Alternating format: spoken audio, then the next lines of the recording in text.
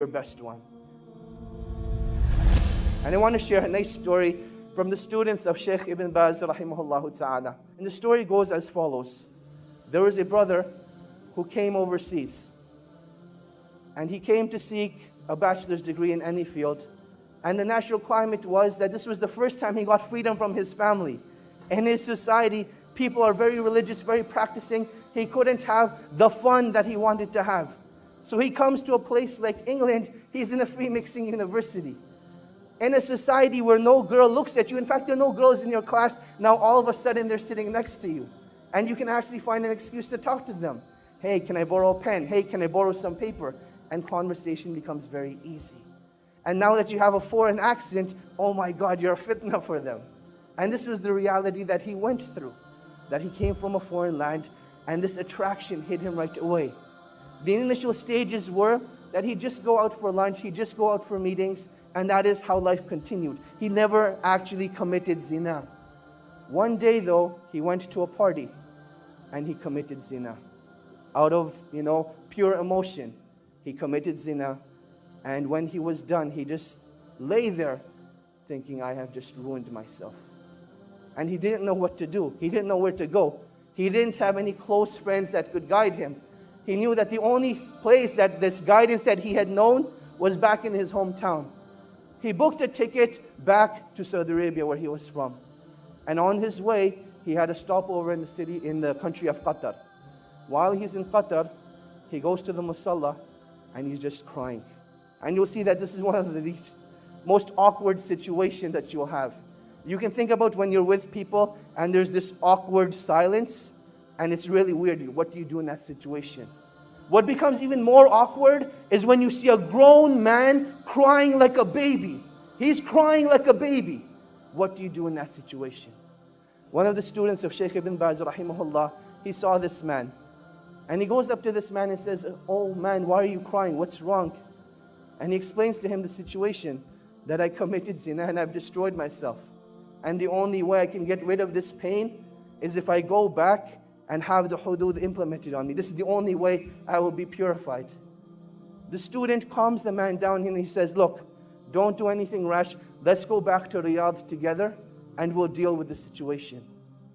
They head back to Riyadh and the man is still crying throughout the whole journey. He feels really bad for what he has done. The student says, look, we've arrived in Riyadh, go spend the night at home, I will call you in the morning. Just make sure you don't do anything. Don't do anything, just wait till I call you.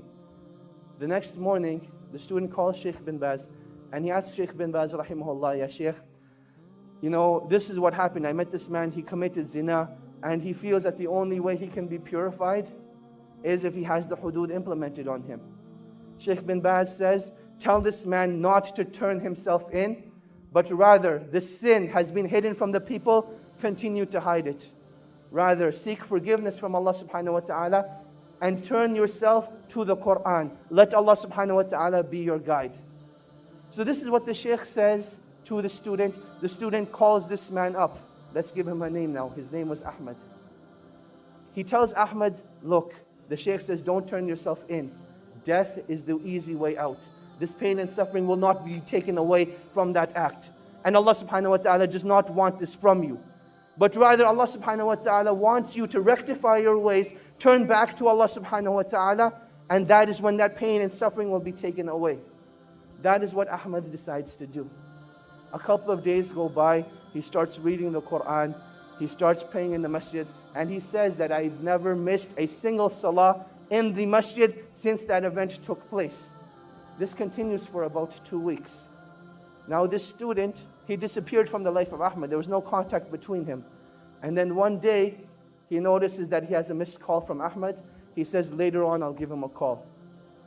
Another couple of days go by, and Ahmad's house is calling now. His home number is showing up on the Shaykh's phone 5, 6 times.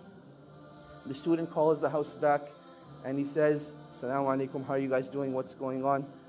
And they say, we need to speak to you. Ahmad needs your help. And he says, definitely, I'll come over and see you tonight after Isha. He prays Isha, heads over to the house. And he sees that something just isn't right. That you can walk into a place, no one will say anything, but you can see it from their faces. You can see it from their sights that something just isn't right. He goes to the father and he says, Assalamu alaikum. He says, Wa alaikum assalam. He says, I don't even know what to say to you, but I want to thank you from the bottom of my heart. Because I know if it hadn't been for you, this wouldn't have happened. And the student's thinking, what did I do? So he says, well, what happened? What are you talking about? And he says, let me show you. He says, Ahmad went and prayed Salatul Isha tonight. And he came back and he came to pray his sunnahs. And he was in his room for a really, really long time. And we went to seek him out. We didn't know what had happened to him. But I want to show you. He took the student to Ahmad's room.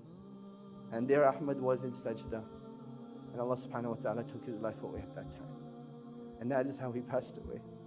This is the story of an individual, not who was righteous, but this man committed zina, one of the biggest sins in Islam. And this is how Allah subhanahu wa ta'ala took his life away. And inshallah, when he's resurrected, that's the deed he's going to be resurrected on, making sajda to Allah subhanahu wa ta'ala. And that is why when it comes to pain and suffering only becomes negative if it creates a barrier between you and Allah subhanahu wa ta'ala. But it becomes positive. Pain becomes positive, a motivation for you when it brings you back to Allah subhanahu wa ta'ala. And this is what every individual who's going through pain and suffering needs to realize.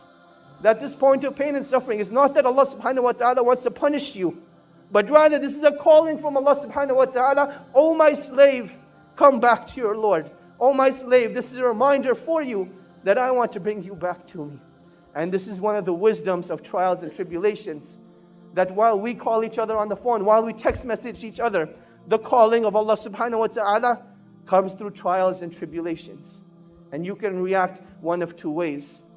Either you can deal with the pain at that moment and decide to get closer to Allah subhanahu wa ta'ala. Or you can decide to just restrict that pain to yourself, not do